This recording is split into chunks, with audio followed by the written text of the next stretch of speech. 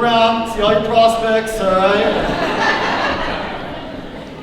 How many of you today are married? If you would, just raise your hands. Okay, we got a good married crowd here. Here's what happens when you get married. Is when you get married, you actually go into the marriage and you come in with this big box. It's this big box of desires. And inside of this, we have all these desires. I mean, we have this picture of the house that we're going to live in, and this is where we're going to grow up. I mean, this is where we're going to raise our kids. Okay, and it's going to be this beautiful home, and here's exactly what it's going to look like, and here's how we're going to decorate it, and here's what the colors are going to be, and we have these desires of what that's going to be, and then we start having these conversations about the kids, right?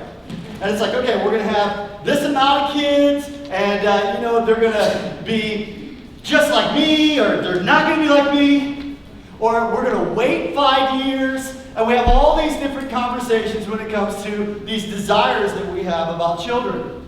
And then we also have desires. I mean, men, we have desires about what the role of our spouse is going to be, right?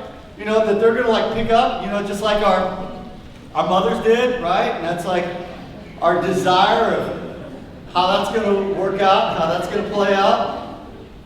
And then, some of you women have desires as well, as far as the amount of time that we're going to spend together. It's okay, we're going to get to spend all this time together. Now that we're married, I mean, we're going to have this quality time, and it's going to be so amazing, it's going to be so awesome. And then men come back and they're saying, and I have this desire for what you're going to do around the house, because that's what happens. I mean, that's what a wife does, right? And then it comes to our friends. It's okay, when it comes to our friends, some of you are okay, here's what we're going to do. Okay, we're going to merge our friends together. And some of you are okay, well, here's what we're going to do. You're going to have your friends, and I'm going to have my friends. Some of you are let's not even let our friends meet each other, okay? We're going to keep them completely separated away from one another. And men, you have this vision. You have this vision of what your wife won't wear to bed.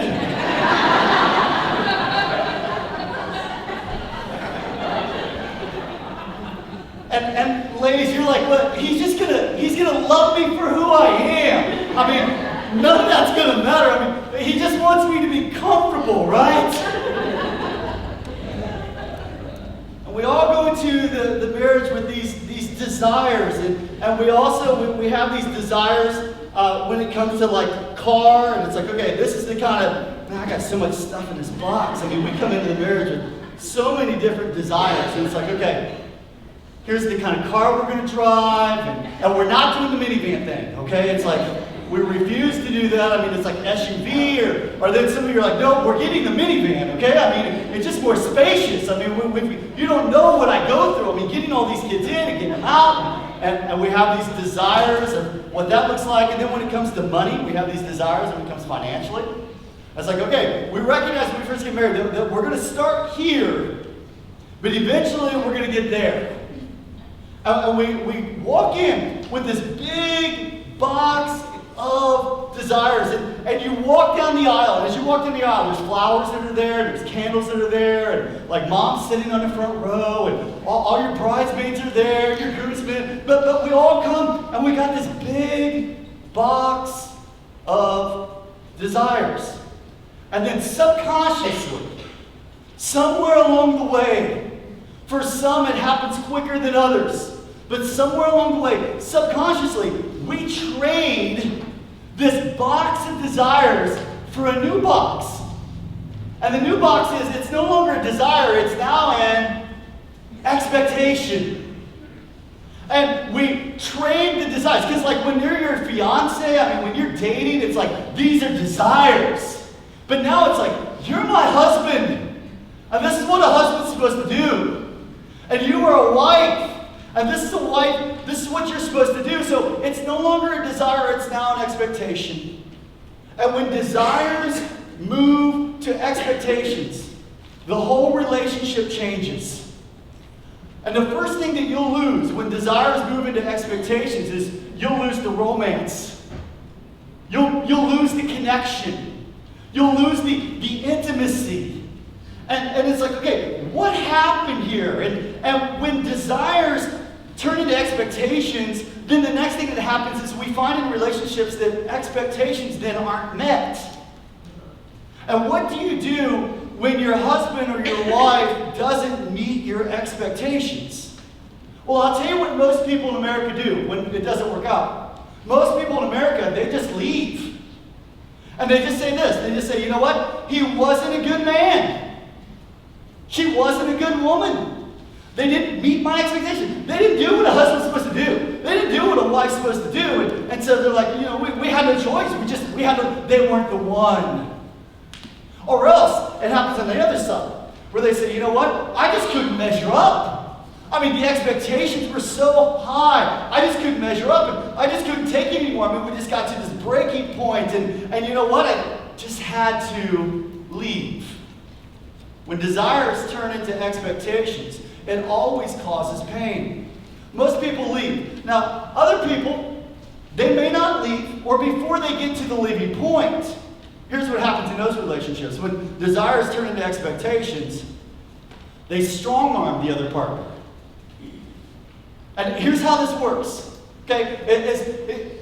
You think that the marriage is going good. You think the relationship is going very well. Because all of a sudden you're like, they get it finally. They're finally doing what it takes for this marriage to be successful. But here's what you fail to understand, and this is the principle that you completely miss, is that you're strong-arming them. And here's the principle. It's really easy for you to be you. You never look in the mirror and slap yourself and say, just be me. See, it's easy for you to be you. It's very hard for you to be somebody else, is it not? It's easy for me to be me. It's very hard for me to be Shannon. And it's very hard for Shannon to be me. And so here's what happens when the expectations aren't being met. We strong-arm the other person, and here's how we do it. We say, well, this is how you're supposed to raise the kids. And this is how a healthy family manages money.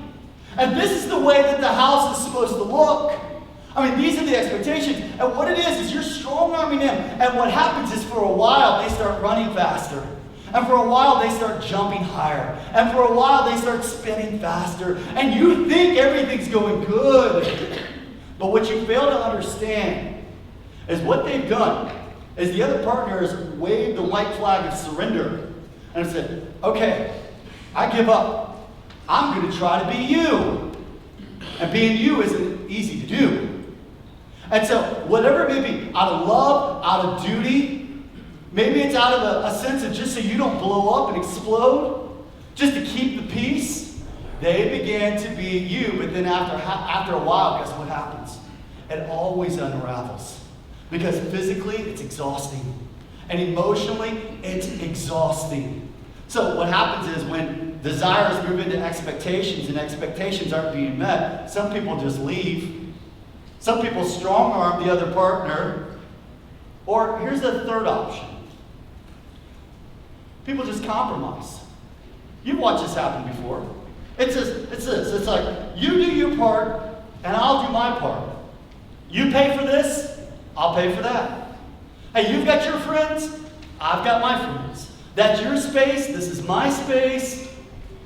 Now, this is all a problem. Let me tell you why this is all a problem. Because no matter what route you take, whether it be leave, whether it be strong arm or be strong arm, or whether it be compromise, it all revolves back to an I marriage.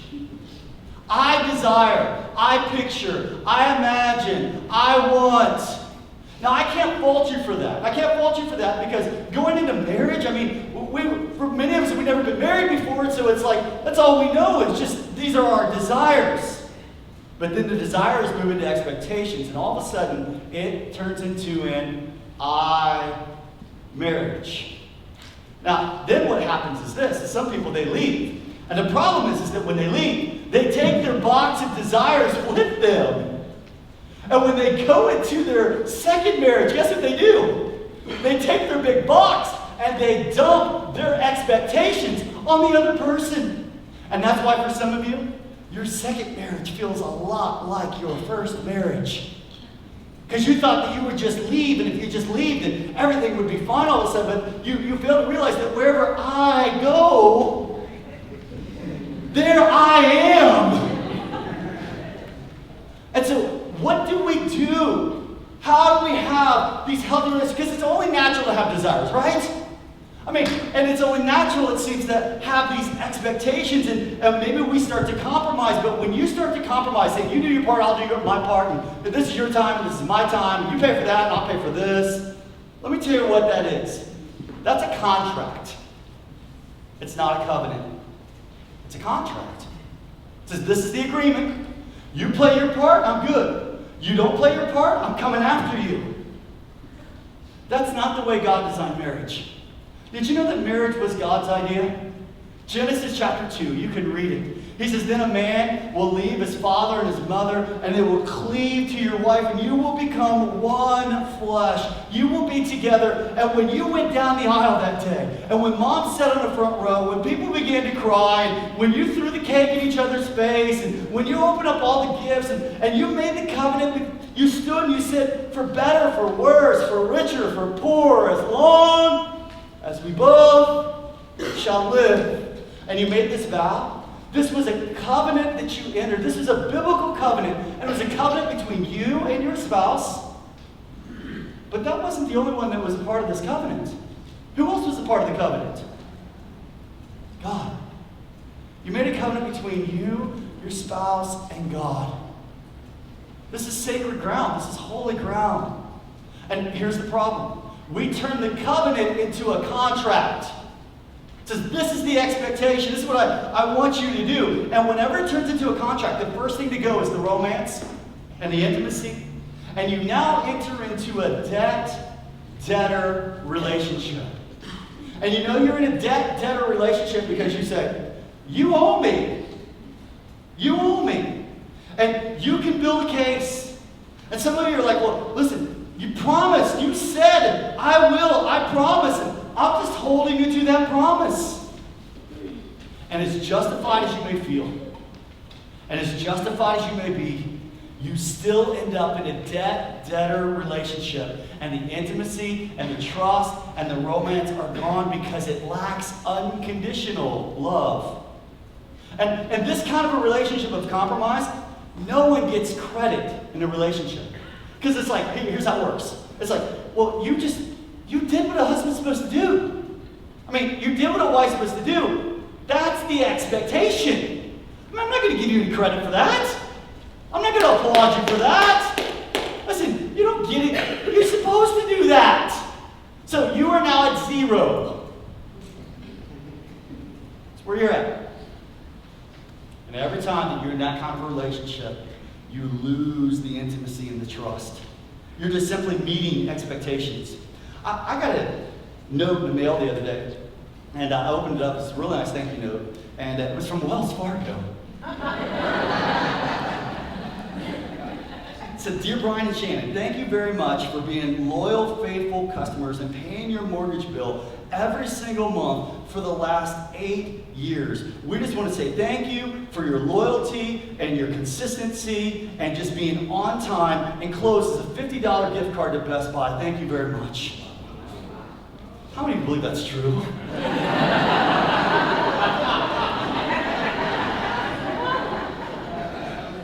So you're like, wow, I'm moving to Wells Fargo. That's an empty thank you card, is what that is. I got it from my wife this morning. And here's the point. You don't get points and credit with the mortgage company just for simply paying the bill. Matter of fact, the only way you get personalized attention from Wells Fargo is if you miss a payment. And if you miss enough payments, guess what they'll do? They will personally call you up on the phone. They'll give you some attention, all right. And for some of you, this is the way your marriage operates as well. It's the only way you get credit. You don't get perfume lace thank you notes from Wells Fargo because that was just simply the expectation. It's a contract. It's not a covenant. See, the difference between desire and expectation. Let me tell you the difference in the way it works in your attitude. I desire when I get home from work to have a hot meal. I get home, at 6, after 6, 6:15, 6:30. Shannon wants me to be closer to 6. I'm working on that. And as I get home, one of my desires is garage door goes up, my kids come flying out, I ignore them, I go to Shannon, I give her a hug. Seriously, that's what I do. I want my kids to know she's number one, they're not. I give her a hug, and then I'll give my kids a hug along the way, and then after that's over, I'm like desiring a hot meal. Shannon works really hard to have dinner ready whenever I get home, and whenever that happens, it's like, she'll cook. I love Mexican food. I'm just like, oh, thank you, Shannon. I love Mexican food. Thank you, man, for this, chicken fajitas tonight, steak fajitas. This is awesome. And I'm just kind of like, I'll tell her that every single time because that's my desire. But let me tell you what that looks like when it becomes an expectation. Expectation is I get home, garage door goes up, I go inside, there's no dinner. It's not hot. And I walk over to the cabinet and I pull out a big pot. And I say, Shan, you know what this is? I'm glad you know what it is. How come there's not anything in it? I've never once done that, just so you know. Never once. But you know what that is? That's an expectation as opposed to a desire. And some of you women, after you got married, see, you came in with this expectation box, and you're right now scratching your head because you're like, listen, he told me that this is where we're going to be. He promised me. And I said I do because he said he would. And I have, and he hasn't. And if I don't remind him, I'm not sure if he ever will. And you come in because he said that this is where we're going to be financially, and this is where we're going to be when it comes to kids, and this is what our life's going to look like, and I'm still here, and you're still waiting. And so you have your box of expectations, and you look at him, and you're just like, are we there yet? How much longer? Are we close? And every time you do that, he feels less than. He feels like he's not enough. See, because that's your expectation. But let me tell you what a desire looks like. And a desire is whenever he comes home and you give him a big hug and you say, thank you so hard for working so hard for our family. Thank you for everything that you do. I see what you do. I see how hard you work. I see how much you want to do in our family. See, that's the difference between desires and expectations. And here's the problem. If you'll look at your crosspoint notes today, is that whenever desires move into expectations, there are 4 negative emotions that happen every single time. 4 negative emotions, and it just depends upon what end of the spectrum that you're on as far as the emotions. And you'll see on one side that if somebody's not meeting your expectations, then you're going to feel anger and you're going to feel sadness. Because you feel like they're blocking what you desire is where the anger comes from. Or you didn't get what you wanted, so you have loss. And every time you have loss, there's sadness that's there. And so you're going to go into anger or sadness. Anger, you're going to be like a skunk and you're going to explode. You're just going to spray. People are like, whoa, stay away. Don't get sprayed on. Or else you're going to be in the sadness category where you feel lost, where you're going to be like a turtle. Just go into your shell. It's like, you okay? I'm fine. What's wrong? Nothing. Just gotta ice people up. Give them the cold shoulder. And those are always negative emotions in relationships. Or else, on the other side, you feel like you're not meeting the expectation, and what you'll feel is you'll either feel anxiety because you're uncertain, because you're like, well, what is this expectation? And I don't even know what it is, and I want to try to fulfill it. I don't think I can fulfill it. I don't know if I'm enough. And then you also feel failure, which makes you feel shame. That's where most relationships are. And you want to know the 2 greatest fears that human beings feel? 2 worst things. Anybody that's depressed, anxious, suicidal, every time they feel one of these 2 things, if not both of them. And here they are. Feel like you're not loved or you feel like you're not enough. And every time you feel like you're not loved, and every time you feel like you're not enough, listen, it's going to lead to these negative emotions inside. But I'm here to tell you that that isn't true. Because God tells us this. He says, "For God so loved the world." Insert your name. That God so loved you, He sent His only begotten Son, Jesus, that whoever believes in Him shall have eternal life. God says, there's nothing that can separate you from the love of Jesus Christ. That whenever you put your faith and trust in Him and you enter into a covenant relationship with God, that God says, I love you unconditionally. I love you no matter what. And there's nothing you can do to make God love you any more than He does right now. And there's nothing you can do to make God love you any less than He does right now. And this is the story of the gospel. God, He saw man, and man disobeyed God, and it caused separation. And so what God did was He sent His Son Jesus to bridge the gap. And He died for our sin. Why? So that we could be reunited into this relationship with God. So that He could give us His love and His grace. So that that could overspill out of our life into other people. That's the gospel, my friends. Now, how do we manage these relationships? Because you say, I don't want to leave. I don't want to strong arm my partner. I don't want to be strong armed. I don't want to just move into this compromised situation. Well, there's a fourth option, and that's when you manage the expectations. You manage expectations. So how do we do this? There's three essential characteristics of these desires that we have to make sure that are done. And number one is this. They must be expressed. You have to express your desires. You have to communicate what your desires are. Psychologists have concluded that 80% of our expectations are assumed. They're never really expressed. And a husband and wife, they have desires around 6 subjects. There are 6 foundational subjects that you need to communicate about. And if you don't communicate about any one of these 6, it could lead to those 4 negative emotions that we just spoke about. And here's the 6 things. How are we going to spend our time together? Who's in charge of what around the home? I mean, when it comes to home responsibilities. When it comes to the spiritual health, there are desires and expectations that come from one of you that says, man, what about prayer time? What about going to church? What about being involved in a growth group? What about our spiritual growth in our own life? Fourth one is around money management. How are we going to spend our money? Some of you are spenders. Some of you are savers. All of you, if you haven't, need to go to financial peace. I mean, that will bring so much clarity to your relationship because money is one of the major reasons why couples have so many problems. You need to get some help. You need to communicate about sexual relationship and what does sex look like. And next weekend, there's a brand new movie coming out. I don't know if you guys have heard about this movie that's coming out. 50 Shades of something. It's going to be the talk next weekend. I promise you. It'll be the talk at your school. It'll be the talk everywhere else. And I believe there's something wrong whenever we take something that God created, that God meant within His boundaries, and we twist it, we pervert it. So next weekend, the whole topic is going to be on sex. And we're going to talk about what is God's view of sex. And how do we communicate that? I mean, this isn't just like before we're married, don't have sex. I mean, we're talking about some of that, okay? But what this is even bigger than that. Bigger than that is this. How do we talk about this? Because here's what I've realized about Satan. He wants to do everything he can to get you to have sex before you get married. He's going to put all kinds of temptation on.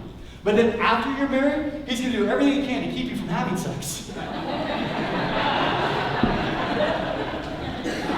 So we're going to talk about that next weekend. Next weekend, the message is rated PG-13. So you know, it's PG-13. So kids ministry will be active, ready next week for all of your kids. And who knows, maybe even this fall, our kids ministry will even grow as a result of next weekend's message. All right? So see what happens there.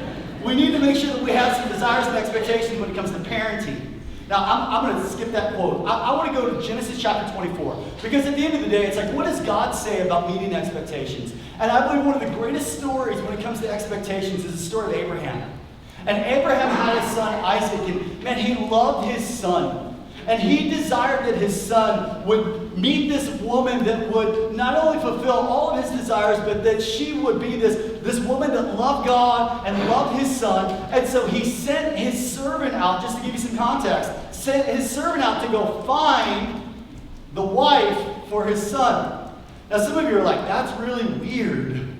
And I agree, that is weird. I mean, like in biblical days, it was this arranged marriage thing. And I don't know if I would trust my parents. How many of you trust your parents to figure out who to set you up with, right? Thank God we don't live in those days and times anymore, but they did.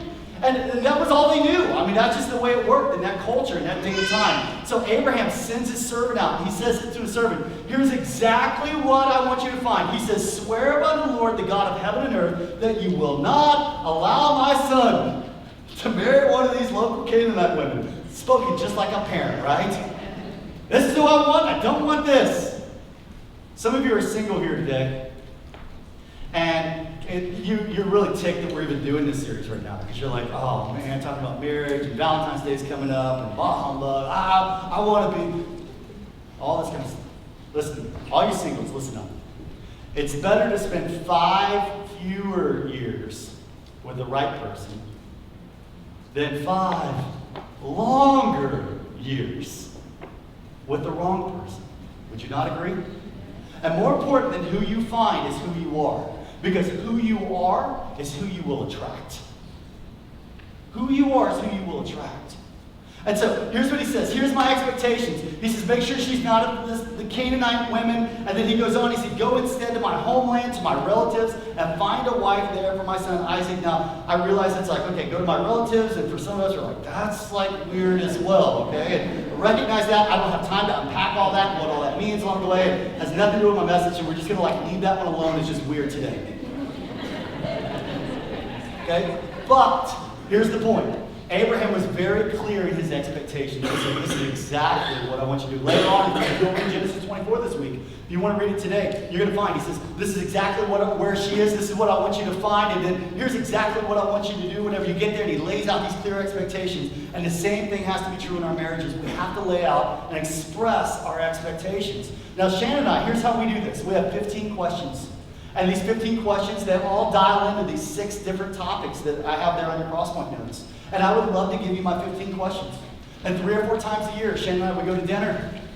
And we just go down the list of those 15 questions. And what we have to do is we just have to realign our expectations and our desires.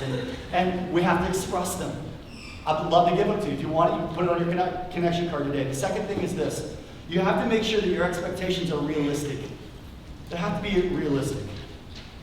Unrealistic expectations always cause pain. Here's what I noticed about Abraham in Genesis 24. He says, listen, it's realistic. He said, it's unrealistic to find the kind of woman that I want my son to marry here in Canaan. That would be unrealistic to find that. So I want to set some realistic expectations, and here's where you go. Here's what you do. Make sure your expectations are realistic. And then third is this. Expectations may need to be negotiated. May need to be negotiated. See, the servant, he began some negotiations in Genesis 24. And he's like, well, what if she won't leave her home? He offers an alternative. And Abraham, he clarifies expectation. And then they get to a place where the servant, he steps out confidently, conscious of his master's expectations. And in due process, he's able to fully meet them. With negotiation, unrealistic expectations can be transformed into realistic expectations. Last thing I want to say in this message is this. Beware of the pinch. Because there will come a time in your marriage when the pinch is going to happen. This is just times when you get pinched. Maybe it's a first child, or the unexpected 4th child, or visited from the in-laws, or somebody's moving into the house, or you're moving back into your parents' house, or there's a layoff at the work, or you go from a 2-career family to a 1-career family. Maybe you got a result of a bad medical test. Or there's a child leaving for college. Or somebody in the family is getting married. Or there's a promotion. Or a retirement. Or there's more responsibilities that you're taking on at the church. I could list 100 more things. But when this happens, beware of the pinch. And any of these changes, they're going to require some adjustment. How are you going to know? You're going to feel the pinch. It's not a crisis. It's not an explosion. It's not a meltdown. It's just a pinch. And the change makes it less possible to meet the desires of your spouse. Shannon and I, we experienced this year. Shannon, she went back to work teaching 5th grade. And we have a 5-year-old and a 7-year-old. And when she went back to work, and God bless you teachers, because you guys don't just teach like in a classroom. You have like mountains of papers to grade, and you've got to consult all the parents that have issues that are always looking at their own child, okay? And they look in and they see one when there's like 30 kids. Okay, you got to manage all that. And my wife, she does it very well. Okay, but saying all that, we had to manage some expectations of our own. I had to up the game a little bit this last year. I had to start taking the kids to school at times. I had to start picking up my socks when that wasn't really like, the desire and expectation. And then we negotiated some things. And we said, okay, well, here's a few changes, and here's the things along the way. Why? Because our relationship is worth it, and it takes work. And we want to clearly express our expectations. At times, what we need to do is we need to be realistic. And then what we need to do finally is we may need to negotiate them. And the pinch may make you feel as though your desires are being ignored or neglected or overlooked. You feel shortchanged. And here's a question to ask when you may feel the pinch. I put it in your notes. Is there anything going on in our relationship right now that's going to drive us apart if it continues? Church, I want to end reading Ephesians chapter 4. And I want us to read it through the lens of relationships today. And I love this passage of Scripture. You might just take a moment and meditate on it and marinate in it just for a moment. And you might find something in this passage that kind of pokes at you. That's okay. That's the Holy Spirit speaking inside. And you might find something that you're doing good at. And say, man, all right, good. I applaud myself. I celebrate this victory that we're making some inroads in this area of our life. But I want us to look at Ephesians chapter 4. Here's what it says. So put away all falsehood and tell your neighbor the truth. Because we belong to each other. And don't sin by letting anger gain control over you. Don't let the sun go down while you're still angry. For anger gives a mighty foothold to the devil. Remember, don't use foul, abusive language. Let everything you say be good and helpful so that your words will be an encouragement to those who hear them. And do not bring sorrow to God's Holy Spirit by the way that you live. Remember, He's the one who's identified you as His own, guaranteeing that you will be saved on the day of redemption. Get rid of all bitterness, rage, anger, harsh words, and slander, as well as all types of malicious behavior. Can we just read this one out loud together, church? Ready? Go. Instead, be kind to each other, tender-hearted, forgiving one